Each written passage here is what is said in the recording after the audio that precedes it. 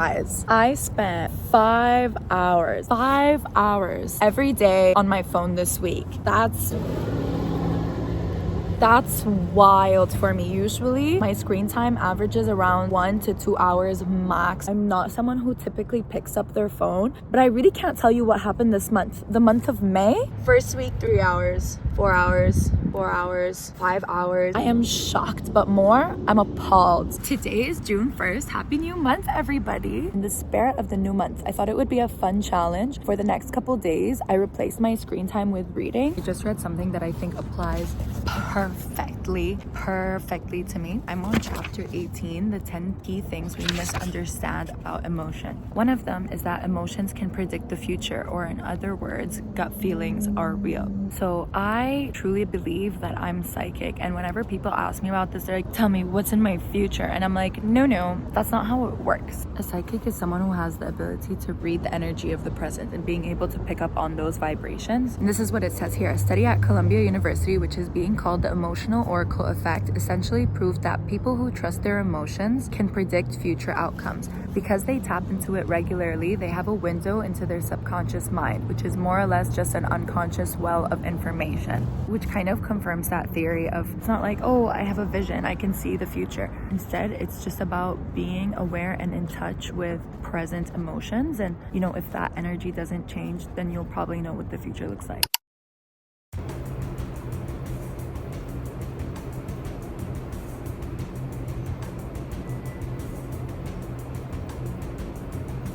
Hey vlog, it is currently 10 in the p.m. I'm really glad it's summer because I can enjoy reading outside as I was meant to do. I think I'm on like my 6th or 7th chapter for the day. I'm halfway through chapter 21, 102 ways to not let irrational thoughts ruin your life. I'm actually loving this chapter so much so far, especially because the last week, I don't know what's wrong with me, but sometimes I spiral.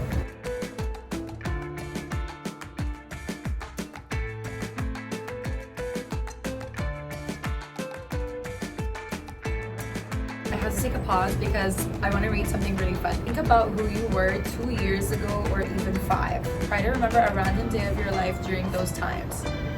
Notice how your focus immediately turns towards what you had to be grateful for. Learn to do that with today.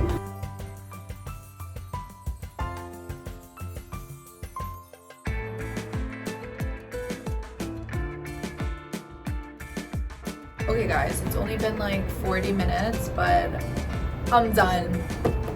You're done. But I'm leaving on literally the perfect note, the last sentence. Trust that things get better as time goes on. Not because time heals, but because you grow. You discover that you're capable. You realize that your 4th breakup doesn't hurt even nearly as bad as your first did. This isn't because life gets easier, it's because you get smarter. So true, so real. Hey you guys, it's been a minute. Not gonna lie. I have been reading still, maybe a couple pages a day, but I've been enjoying painting. It's like forced me to be patient, which I feel like is like some form of meditation for me. I am only halfway done. It's like 8 p.m. now, so I'm thinking I'm gonna go on a bike ride, park somewhere, and continue reading my book. Genuinely, what I need right now is a self-help book. It's been one of those weeks. I'm on chapter 26. The one question to ask yourself if you're tired of fighting for someone else's love. I like to read for entertainment, like to make me creative, become a better writer, especially because like I know I'm gonna be an author one day. But I still recommend that you guys get this because like I just love the writing style. The author, the way that she brings a point across, like it comes with all the audacity, which I appreciate. That's why I keep saying I don't know if I'm ready to be slapped in the face every time I open this book. Anyways, let's go on a bike ride. Guys, the joke is literally on me because I left the house. I forgot my book. I went to bike. I'm wearing a dress. So I was like, you know what's gonna make me feel better? Retail therapy. There's this like one super overpriced shirt that I really want. And I've been thinking about it for like more than a week now. So I've decided that I want to get it. I was ready to go to this place. It's closed. Joke's on me. I'm on my way home now.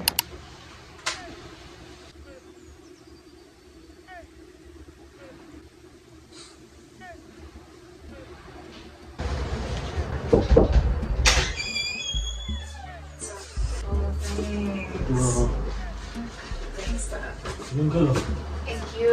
Love you.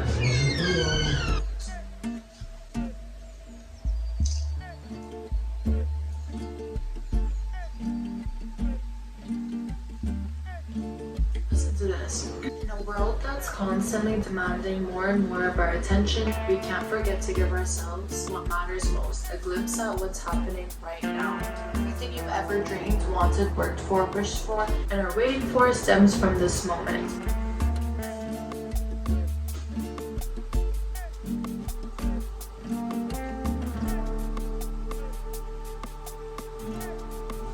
Oh. 15 little mantras that you can repeat to yourself when you need to reground and remember. Life happens in a series of moments, and any other ideas are just illusions that keep you from it. Number 1, all that exists is what's in front of me.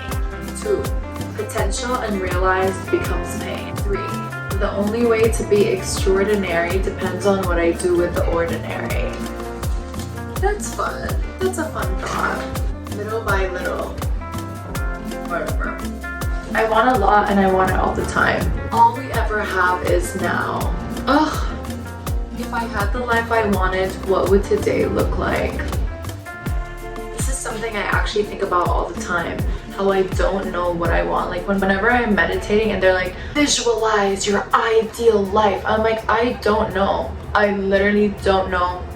If I knew, I would be there already. It's not even about what's in it or what I'm doing or what job I have or how much money or whatever. It's like, how will I be feeling? You know, like who will I be around? If I had the love I wanted, what would today look like? Love comes in many ways though. Start where you are, use what you have, do what you can. That's really good advice. What are the most important things that must happen today? Need to finish my 4 hours. My life consists of my days. What am I doing with this one? I feel depending on the day, if I were to read this, I would either like feel comfort or I would spiral. Okay, next. What would my most fully realized self do with today? Oh my god. I'm like, stop. Am I truly doing the best that I can right now? Okay. If I didn't feel tired, what would I do today? Ooh, I really wanted to try like working out at the gym, but I was exhausted. And I'm also like shy to go to the gym. Like, what am I gonna do there? Be where your feet are. Number 15, I am here. Not gonna lie, I wasn't a big fan of most of these mantras, but the last one, that's a nice one. Like that's something I would like to repeat to myself. This relates to my book, The Power of Now. I never even finished it. I've only read it halfway. Something that I read right at the beginning really stuck with me. The author, he was talking about how he got to a point in his life, he was like, I can't live with myself anymore. I can't do it. I can't live with myself. And he was like, wait, so is there one of me or is there two of me? The I and the self. Anyways, I don't want to اتفلسف right now. Hey vlog, 'tis the last day of this challenge. I don't know if I read for the full 4 hours, but I pondered for many of them. Recently, because I've been doing it more, I know that it brings me I know it brings me so much happiness, but I want to schedule this in my day, not make it like a chore, but have a time where I know that this is reading time, kind of like how when I wake up and I have time to myself, I'm like, oh my god, it's coffee time, it's tea time, it's me time. We need to also have a reading time.